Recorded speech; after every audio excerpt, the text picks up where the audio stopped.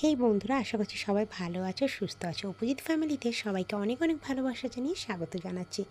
তো অনেক মাস বাদে আবার ফিরে এলাম একটা ছোট্ট মিনি ব্লগ নিয়ে। তো আজকের রেসিপিটা দেখেই বুঝতে পারছো, গলদা চিংড়ির আজকের মালাইকারি করব। কিন্তু আমি আমার নিজের মতো করে বানাবো। সবাই ভাববে নিজের মতো কেন, সবাই তো একই বানায়। না, আমি শিখতে সবার কাছ থেকে ভালোবাসি, কিন্তু যে শেখায় তার কাছ থেকে কপি করতে একদমই ভালোবাসি না। পুরো এক্স্যাক্ট যে তার মতো বানাতে হবে সেটা কোনো রাঁধুনির লক্ষণ না। নিজের মতো করেও কিছুটা বানানো যায়। তো দেখে নিচ্ছ কী কী দিয়েছি। প্রথমে পেঁয়াজটা একটু হালকা বেরেস্তা করে নিয়েছি। তারপরে আমি এখানে কাজু, চালমগজ আর পোস্ত দিয়ে একটা পেস্ট করেছি। আর হালকা যে বেরেস্তাটা করলাম পেঁয়াজের, সেটা হচ্ছে কি ওই পেস্টের সাথে আবার দিয়ে একটু পেস্ট করে নেব। তো রান্নাটা মাঝে মাঝে কী বলো তো, আমাদের মধ্যবিত্ত পরিবারে কখনো কখনো রোজ তো এইসব খাওয়া যায় না, হয়তো সানডে ছুটি থাকে,